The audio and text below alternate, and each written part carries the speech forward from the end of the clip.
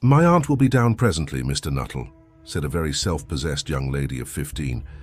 "In the meantime, you must try and put up with me." Framton Nuttel endeavoured to say the correct something which should duly flatter the niece of the moment without unduly discounting the aunt that was to come.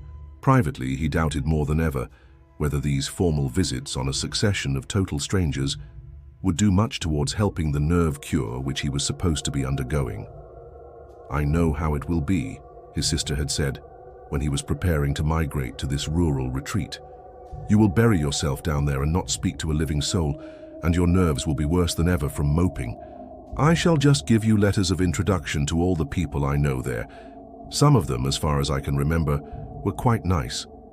Framton wondered whether Mrs. Sappleton, the lady to whom he was presenting one of the letters of introduction, came into the nice division.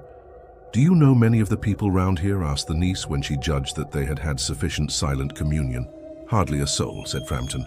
"My sister was staying here at the rectory, you know, some 4 years ago, and she gave me letters of introduction to some of the people here."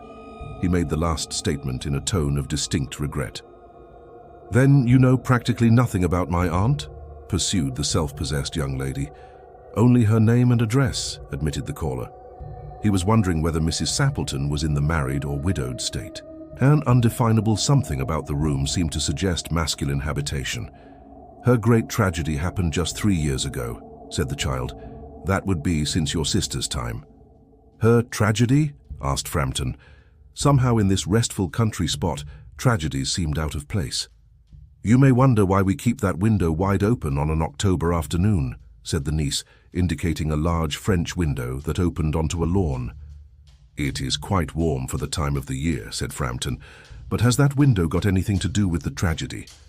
Out through that window 3 years ago to a day, her husband and her 2 young brothers went off for their day's shooting. They never came back. In crossing the moor to their favourite snipe shooting ground, they were all 3 engulfed in a treacherous piece of bog. It had been that dreadful wet summer, you know, and places that were safe in other years gave way suddenly without warning. Their bodies were never recovered. That was the dreadful part of it." Here the child's voice lost its self-possessed note and became falteringly human. "Poor aunt always thinks that they will come back someday. They and the little brown spaniel that was lost with them, and walk in at that window just as they used to do. That is why the window is kept open every evening till it is quite dusk. Poor dear aunt, she has often told me how they went out, her husband with his white waterproof coat over his arm, and Ronnie, her youngest brother, singing, 'Bertie, why do you bound?'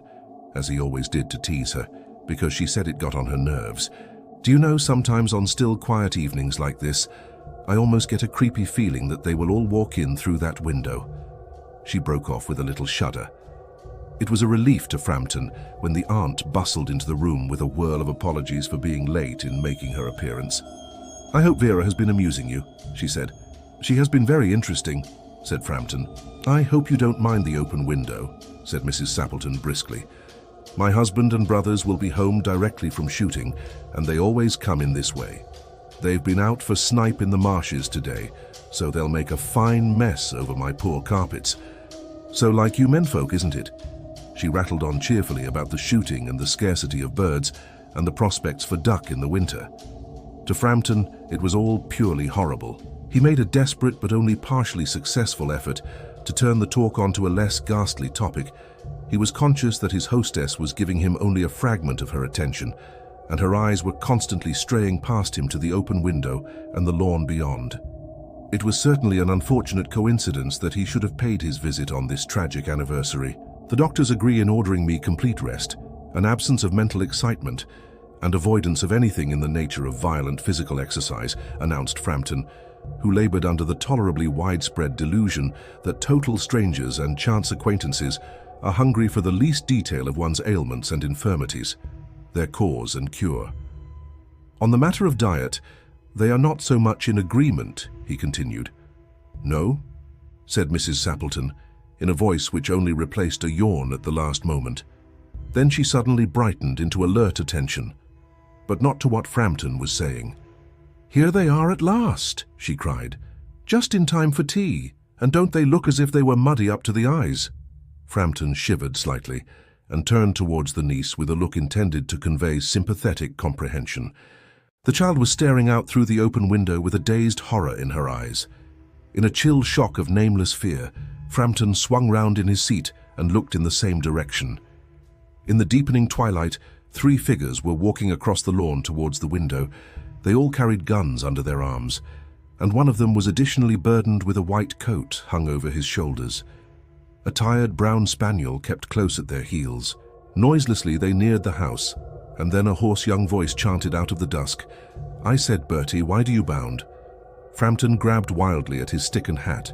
The hall door, the gravel drive, and the front gate were dimly noted stages in his headlong retreat. A cyclist coming along the road had to run into the hedge to avoid imminent collision. "Here we are, my dear," said the bearer of the white mackintosh coming in through the window. "Fairly muddy, but most of it's dry. Who was that who bolted out as we came up?" "A most extraordinary man, a Mr. Nuttel," said Mrs. Sappleton. "Could only talk about his illnesses and dashed off without a word of goodbye or apology when you arrived. One would think he had seen a ghost." "I expect it was the spaniel," said the niece calmly. "He told me he had a horror of dogs. He was once hunted into a cemetery somewhere on the banks of the Ganges by a pack of pariah dogs and had to spend the night in a newly dug grave with the creatures snarling and grinning and foaming just above him, enough to make anyone lose their nerve. Romance at short notice was her speciality.